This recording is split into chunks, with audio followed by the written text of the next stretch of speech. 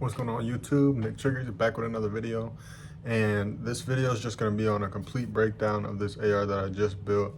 I just completed this PA-15, and it's just going to be a complete parts breakdown video. But before we get started with that, make sure y'all like, comment, subscribe on this video. Alrighty, y'all. Now this is my PA-15 with the railed upper and everything like that. So we're gonna first check, make sure it's clear. It is clear. Flip it to safe and let's get going. So I'm gonna start doing reviews from ass end to the blast end. So this got the B5 industry stock, not the SOP mod, just the regular. You get a super good cheek weld on it. As you can see, it sticks out pretty good. This was actually a PSA lower, a complete B5 Industries PSA lower. And I've had it for a couple of years. I had my Bear Creek Arsenal on it, but I wanted something longer with some more rail slots. So I swapped it out to this, sold the Bear Creek because it was just too gassy for me. So hopefully this will keep gas rings a little bit longer instead of like 100, 200 rounds. But I have it, my sling set up. So through the, I have it set up on the right side QD. It is looped through that little lanyard, through that little sling loop right there on the stock into the QD mount. So I know I haven't seen a lot of people run their slings like that, but it's been working for me, and it's a fail-safe. So if the QD mount breaks, you can it'll still work with it.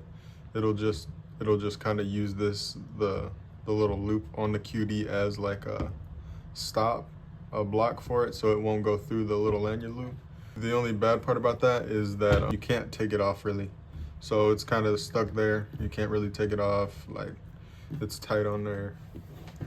The six position adjustable. So I have the B5 Industries grip here. I did swap out the grip screw for a different screw, which I'll tell y'all about in a second. I have the K5, or wait, no, it's K Tactical. So K Tactical charging handle, the bat charging handle. Definitely a super nice charging handle, one of the nicer ones. I got a MBUS sight set with this upper, so I have these flipped down for right now. I also have, for the optic, I have a Bushnell TRS 25. It's the white label, but I put some tape on it because just to match the aesthetic.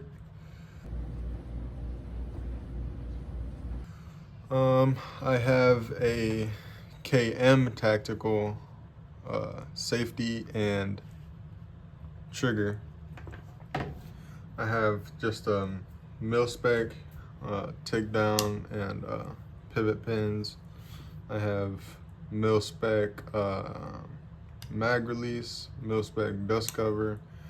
This bolt carrier group is my bare arms bolt carrier group from Asian Phil. If you haven't seen anything of his, go check it out. It's definitely super quality products. I don't think I'm gonna be having any issues with that BCG. And if I do, I just message him on IG or Twitter or anywhere, and he'll get me fixed up. So I have that Bushnell optic on a UTG 1.4 inch riser, so I can get a nicer sight picture, so I don't have to be down on the gun as much. Have the K Tactical charm, little hentai charm or whatever you call it, kawaii charm. Got the this is just an Amazon QD swivel mount that I purchased. It's got the single QD slot, and it also has the clip, so another redundancy. If this cutie breaks, if it stops working for some reason, I can just take it off and use the clip only. So that's another redundancy I have on it for the sling. I didn't tell y'all I had these what are they called? Anti-walk pins. So I just got these anti-walk pins because I really like the way they look. Anti-walk pins, I don't know, something about it just looks sexy to me. I just like the way it kind of sticks out on the rifle. It's pretty nice, pretty nice. Moving on up, I have these Magpul side panels. So I have 3 on each side, right above my hand stop. So this is just the Amazon hand stop. It's a door stopper on Amazon, but it's a hand stop. It works great. It's super robust. It's all aluminum. I'm not sure what kind of aluminum, but from what I could guess, probably it's like 6160 or something like that. The 15-inch handguard. So there's only 1 inch left of barrel on this side. So it's like the 1 inch stops right there, just about. And yeah, I love this handguard. Got the M-LOK slots on the top, M-LOK slots on the sides, the bottom. A little bit of Picatinny up front for the M-Bus sight. Just an A2 bird cage, and that's pretty much it. In the trigger housing, on my installation video, well, it wasn't really installation. I didn't really show y'all me installing it, but I was having an issue with the take-up screw. So there was like a little tiny take-up screw that you screw in before you screw the grip screw in, and it wasn't working. Like my grip would be wiggly and it just wouldn't work. But I had a shorter grip screw from Magpul that I got from some other set that I had. So I'm using the Magpul grip screw so that I have the least amount of take up on this. And when I tell you this is a short trigger, it's definitely a clean one. Let's just flip it and let's get y'all close up on that trigger. So it's literally, that's the wall right there. You can see yep, just like that. Like a centimeter creep, and then that's the wall, and break. So if you're wondering what I spent on this trigger, it was about $30.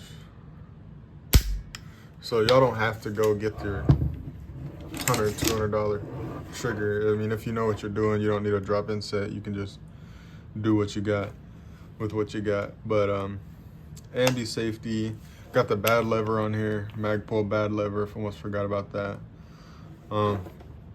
Yeah, pretty much that's the whole setup that I got going for it. Let me know what you think of it, and before we get going, I'm going to show you the reset so that every point has been covered on this rifle.